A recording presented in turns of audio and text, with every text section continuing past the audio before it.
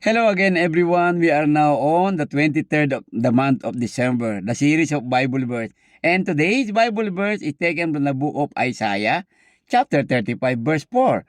And here is the word of the Lord. Say to them that are of a fearful heart, be strong, fear not.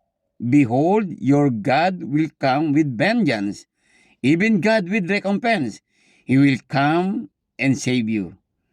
Mga kapatid, mga kaibigan, sa araw na ito, sinasabi sa atin ng Panginoon Diyos, sa mga nahintakutan sa kanilang mga puso, maging matatag lang kayo, huwag kayong matakot, sapagkat nasa Panginoon ang pagiganti.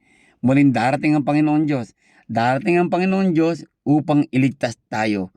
Katulad sa mga pangyayari sa ating kapaligiran ngayon, nandiyan ang takot, nandiyan ang mga maraming ginagawang kasamaan.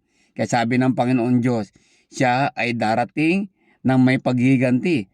Paghihigantihan niya ang lahat ng mga taong gumagawa ng kasamaan at mga taong sumusuway sa Kanya at mga nagre-rebelde sa Kanya. Kaya habang may buhay tayo, tayo po ay sumunod, magbago, huwag matakot, sapagkat ililigtas tayo ng ating dakilang Diyos. Magandang umaga po sa inyo lahat.